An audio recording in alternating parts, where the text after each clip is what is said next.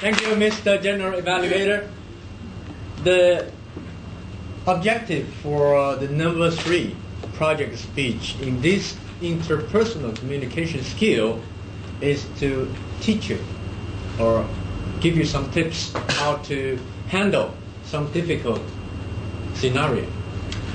I like at the second part in your presentation because you give us clear bullet points, some tips, some steps, procedures, how you can respond.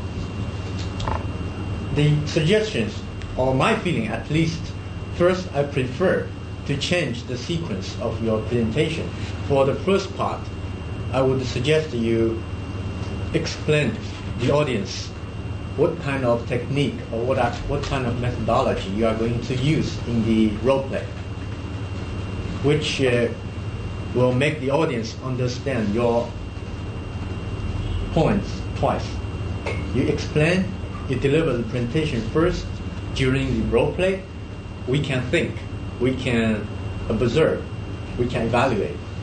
And secondly is, as you said in the tips, what I noticed is you jump into the solution quite shortly after a few dialogues. This is probably because of time limitation. However, I would like to see you probe what is the problem. Perhaps you can change the scenario, because for criticism sometimes it's a hostile statement. For instance, you can say you have the discrimination for this past promotion. So this is a very straightforward criticism. So you are very polite. It's just that you are not on the promotion list. So what? So probe the problem. What do you feel? What is your problem? Is you have question about the process of selection, or you have any questions regarding the policy, or something else, or my personal behavior or management? So probe the question as you mentioned in the technique. Afterwards, you can offer some solution accordingly. This is called probe. So look beyond the water, and you go deeper to find out the real problem or real reason. So all in all, this is a very difficult manual because it takes 3 parts. First, the presentation. Second, the role play. Role play is a lot of fun. You never know what will happen. It's spontaneously, without rehearsal. And lastly, you have the conclusion to help the audience to remember the technique and also the tips again.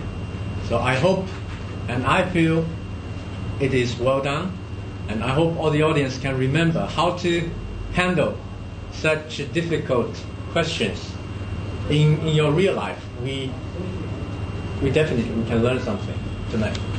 General Evaluator. Thank you, Victor, and keep staying in your spot. Let's welcome Grammarian. Grammarian report. All right. First of all, for word of the day, anyone still remember who used the word of the day? Maybe that's not a popular word, especially for beautiful girls. Okay. The second, some good usage is the adjective. For instance, I heard some member they use like fabulous, awesome. In English, the importance of use a variety of the words is important. I would like to point out one thing is try to avoid the very. Very, very, very, very, very. And. It could be sometimes you can use tremendous, a great deal, enormous, phenomenon, fabulous, fantastic, a great deal. So you keep some variety of the words to avoid your audience get bored. So this is one of the tips you can use. One of the other thing is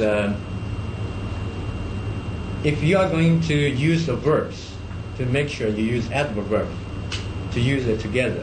For instance, make it successful, or you manage it successfully. Make the project management successful, a success, or you manage your team successfully. So it is important to make the right match or the combination of the words.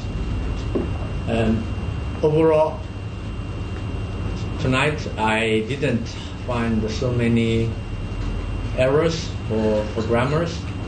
I think everybody is improving very fast. I use also one. So that's for my future improvements.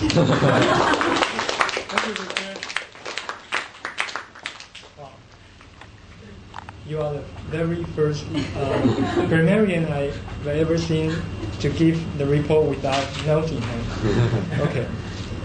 And coming next is our art and gender confusions report. Let's welcome Shirley.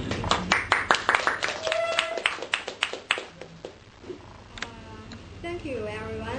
And I want to say all of you did a good job. And I think the gender confusion is very little. And Joe 7 times, and Lionel 4 times,